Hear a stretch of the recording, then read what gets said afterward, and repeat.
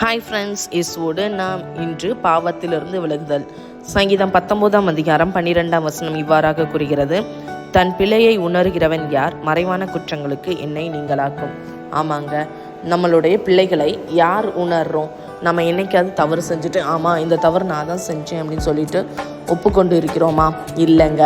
ஏன்னா அந்த பாவம் யாருக்கும் தெரியக்கூடாதுங்கிற எண்ணம் மட்டும்தான் நம்மளுக்கு இருக்கே தவிர அதை ஒப்புக்கொள்ளணும் அப்படிங்கிற எண்ணம் நமக்கு கிடையாது.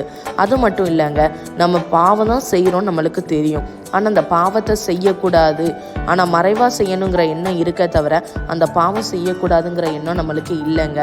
அதே தான் காயினும் செஞ்சாங்க. தன்னுடைய சகோதரனை கொன்று போட்டான்.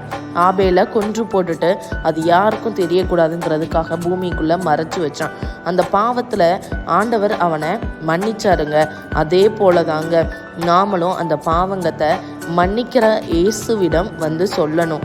மன்னிங்க இயேசப்பா அப்படின்னு கேட்கும்போது அவருடைய இரத்தத்தை சிந்தி நம்மளுக்கு பாவ மன்னிப்பு நிச்சயத்தை தருவார்.